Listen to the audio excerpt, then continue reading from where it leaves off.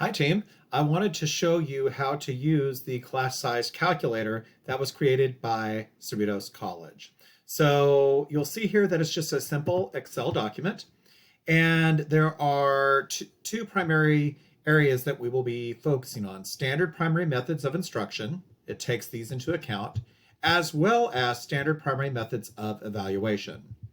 The third field, additional considerations, is only if there's some sort of accreditation, safety, legal, or specialized lab limitation, but we won't worry about that today. We'll use communication studies as an example. So first of all, I'm going to put in here my course, and my course is COM 1. And then what I'm going to do is I'm going to go down here to standard primary methods of instruction. And for each of these that is applicable for my COM 1 class, over here under the red select heading, I'm going to simply put an X in the box. So do I do lecture? I do. There's an X. Now as I move to the next one that I'm going to click discussion, notice that right away it populates a class size. So right now I'm at a class size of 60. And if you're in communication studies and you see this and you're like, what? There's no way. Well, be patient. Just see how this calculator factors in all of these different options. So I have discussions. I also have collaborative learning. I have critiques of student work.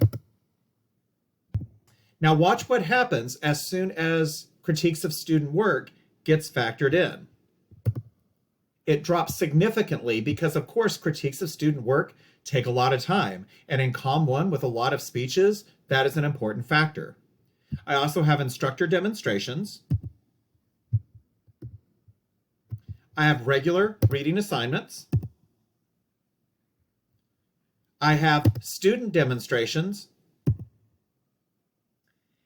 And notice that as we go through here, it's keeping track of any of these and will adjust it accordingly. I have videos and workbook activity, or I use a flipped classroom a lot. So then we're going to jump down here. And it says to choose only one primary test method, if any. Out of these two options, I do multiple choice. Now notice I'm down to 30 currently. So let's fill out the rest of these. So besides the multiple choice, I do have class participation, a lot of activities.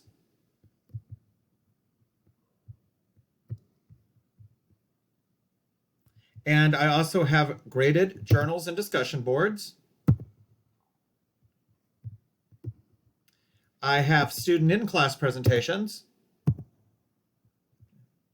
And that's going to give me my final number of a suggestion of 31.